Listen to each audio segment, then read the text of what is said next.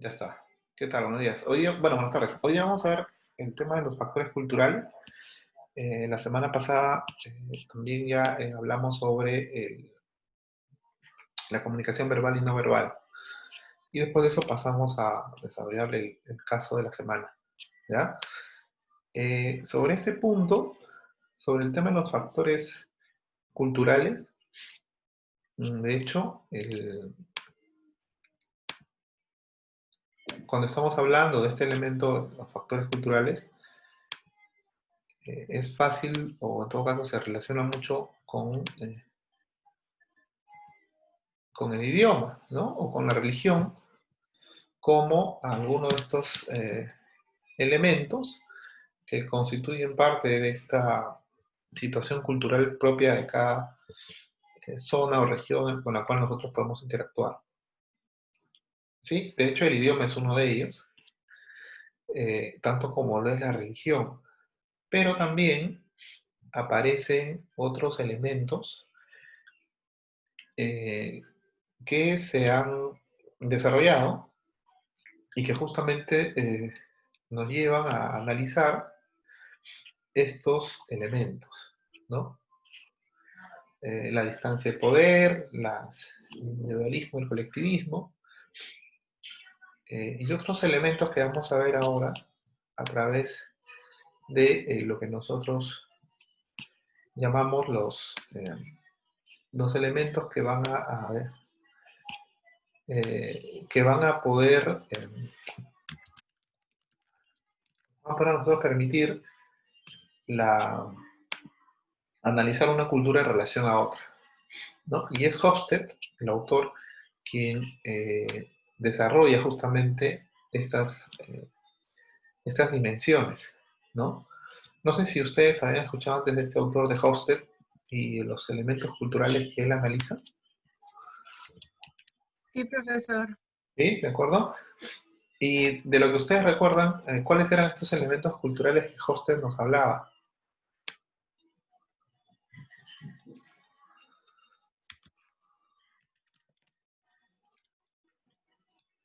¿De acuerdo? ¿A qué estaban referidos esos elementos que Hofstede analiza?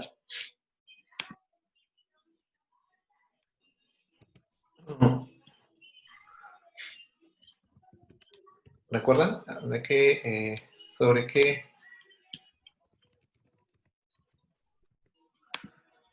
qué punto versaba? ¿En qué consistía cada uno de ellos?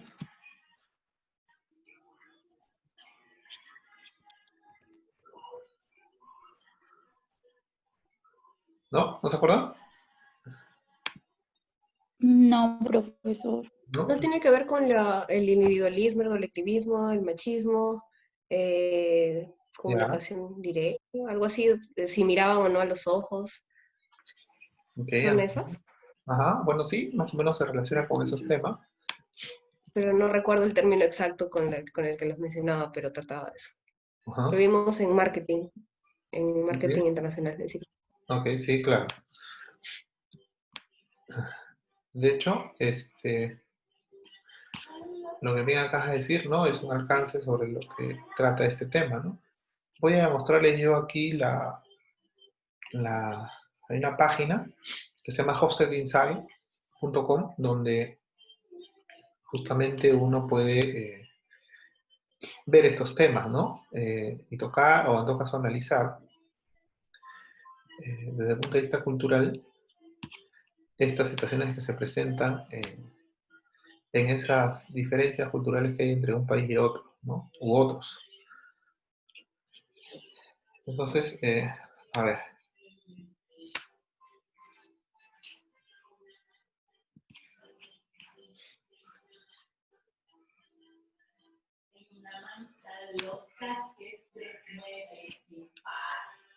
A ver. A ver, aquí voy a compartirles la pantalla sobre ese punto, ¿ya? A ver.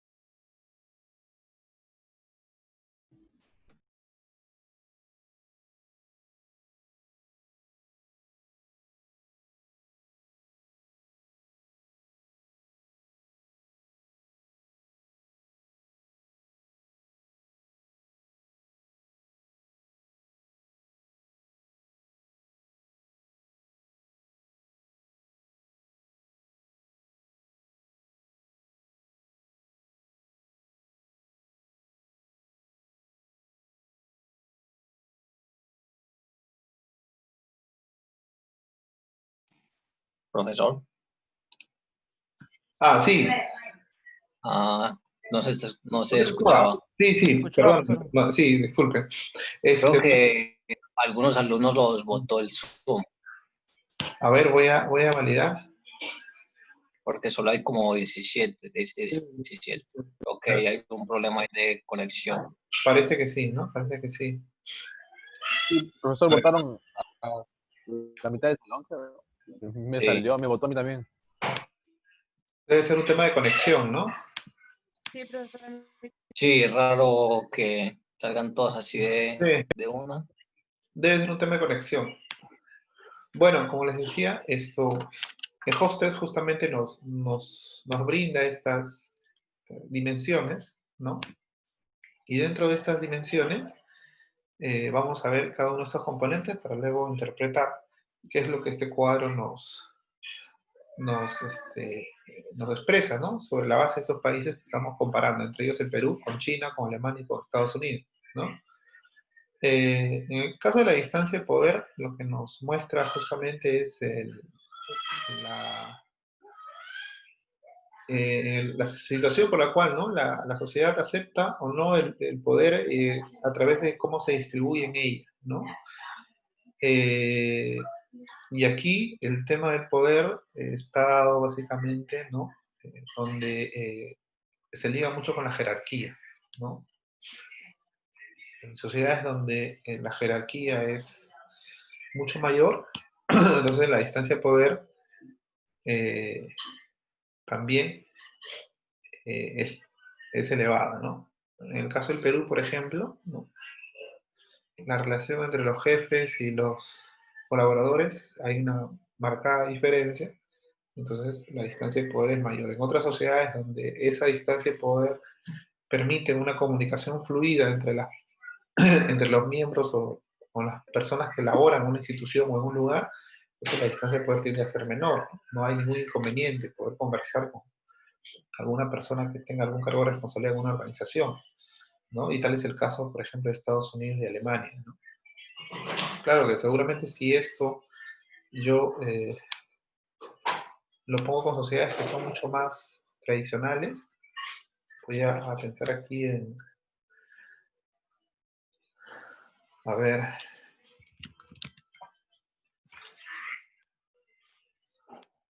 ¿no? Nigeria, y miren ustedes, ¿no? La distancia de poder tiende a ser mucho más elevada, ¿no? El otro elemento está relacionado con el individualismo o el colectivismo, ¿no?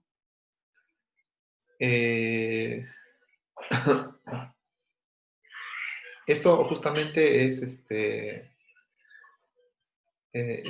individualismo está, como su propio nombre lo indica, ¿no? Se relaciona con el tema de la interacción social, ¿no? O una persona tiende a no es tan dependiente del entorno, del entorno inmediato o de las decisiones que se puedan tomar, solo se basan en lo que cada uno pueda considerar, entonces tiende a ser una sociedad más individualista, ¿no? Si es que las decisiones o el calor humano tiende a ser un elemento fundamental en la cultura, entonces tiende a ser más colectiva, ¿no? O colectivista, ¿no? Y entonces, en esa medida, ¿no? Nosotros podemos ver que obviamente el Perú es menos individualista en relación, por ejemplo, a Estados Unidos o a Alemania, ¿no? Donde el individualismo es mucho mayor. Y es curioso porque siempre cuando hay mayor distancia de poder, hay una relación directa o inversa en relación al individualismo, ¿no? A mayor distancia de poder en los países, normalmente la cultura tiende a ser más colectiva y menos individualista, ¿no? El otro componente es la masculinidad versus la feminidad, ¿no? Eh, se dice que una cultura es más masculina porque esa cultura es más, tiende a ser más, a tener, a buscar o llamémosle a mirar con mejores ojos la competitividad que puede haber entre ellos, entre los miembros de la sociedad, ¿no? Y por eso se dice que es masculino, porque aquí lo que se valora es el desarrollo personal, material que pueda tener una persona, ¿no? Versus la feminidad, ¿no? Donde aquí lo que se valora es la cooperación que pueda haber, se valora la calidad de vida que puedan tener las personas, ¿no? Y en función de eso se cataloga si una sociedad es más masculina, o tiene más masculinidad, o tiene más feminidad, ¿no? En el caso, por ejemplo, de nuestra realidad, ustedes pueden ver que en sociedades como Estados Unidos, Alemania, se valora mucho el éxito, ¿no? En el caso del Perú también, en relación a otros países, ¿no? Pero en menor medida, ¿no? De países que son, donde se reconoce como el éxito como una relación de estatus, ¿no? Sin embargo, vamos a encontrar que hay otros países donde, obviamente, esa masculinidad tiende a ser menor y tienden a ser más, o buscan más la feminidad, ¿no? Y aquí voy a mostrar, de repente, solo puedo mostrar 4 países en esta, ¿no? China, por ejemplo, ¿no? Miren ustedes, es alta la masculinidad en relación al Perú. Y aquí quiero mostrar, ah,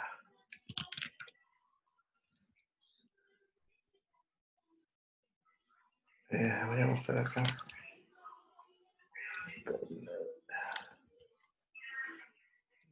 Tailandia. Miren ustedes, en el caso de Tailandia, la masculinidad es menor que en Perú, ¿no? Y esto, de alguna forma, se ve influenciada sobre cuál es la percepción o la mirada que tienen frente a la vida, ¿no?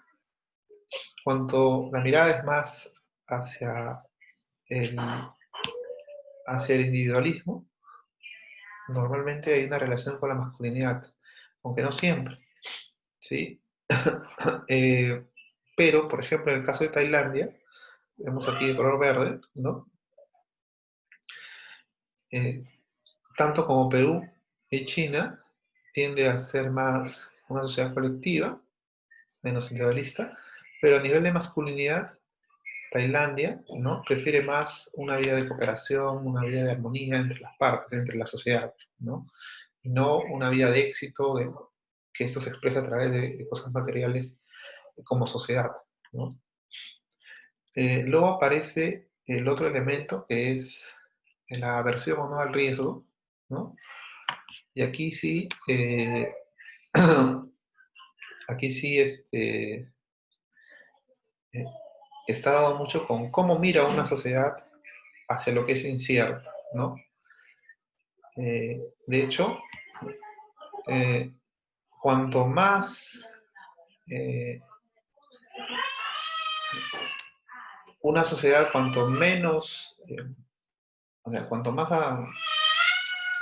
cercanía tiene hacia el riesgo, en este caso, ¿no? En el caso, mire la sociedad peruana, ¿no?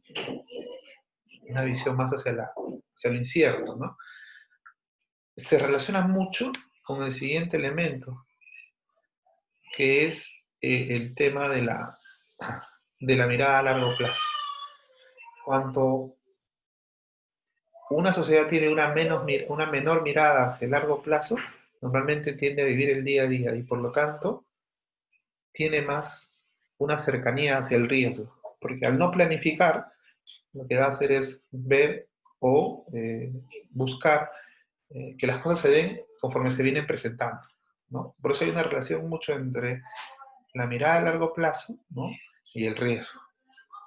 Miren ustedes el caso del Perú, ¿no?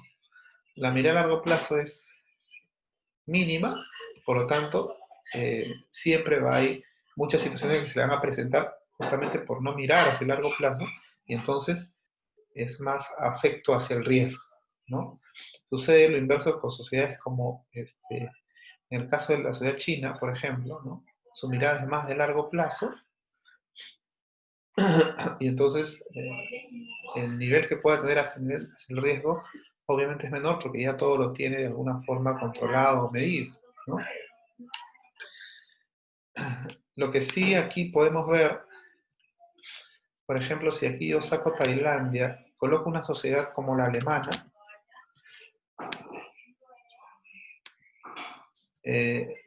miren ustedes, los alemanes tienden a planificar todo, ¿no? A tener una mirada sobre tener su agenda lista para las actividades de aquí a 1, 2, 3, 4 semanas. Eso les da una mayor mirada hacia el largo plazo. Por lo tanto, tienen menos simpatía por el riesgo, porque ya todo de alguna forma buscan tenerlo controlado, planificado, ¿no? Y aparece también este tema de la indulgencia, ¿no? Donde básicamente está relacionado con esa gratificación o esa sensación que uno tiene de disfrutar de aspectos de la vida, ¿no?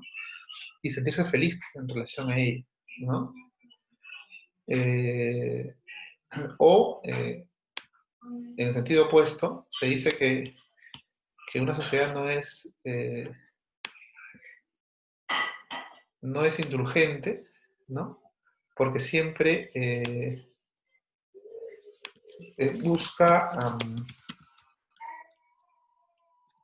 busca vivir o establecerse con normas, ¿no? Entonces, en esa medida, y por eso se dice que una sociedad que es indulgente tiende más a disfrutar de las situaciones, del día a día, mientras una sociedad que no lo es, tiende a tener más normas, ¿no? Y en esa medida, miren ustedes, ¿no? En la cultura china tiende a ser más indulgente, a disfrutar de la vida, ¿no? De las situaciones que se presentan como en el día a día, disfrutarlas, ¿no? Y otras sociedades como la que podemos ver aquí, como la de Estados Unidos, ¿no? Que tienden a tener todo establecido a través de normas, ¿no? Estos son los 6 criterios que Hofstede maneja y que de alguna forma nos permiten a nosotros tener una idea de cómo, desde el punto de vista cultural, una sociedad puede estar catalogada, ¿no? Esto no implica que todos en la sociedad tengan estas características, pero el común denominador es que sí, efectivamente, muchos cumplan con estos requisitos, ¿no? Esta página de Hofstede, de Hofstede Insight, es una página libre donde ustedes pueden analizar, comparar los países, ¿no? Y que, bueno, también hay cursos que brinda este señor sobre justamente estos elementos del management, ¿no? Intercultural, ¿no? No sé si sobre este punto hay alguna consulta.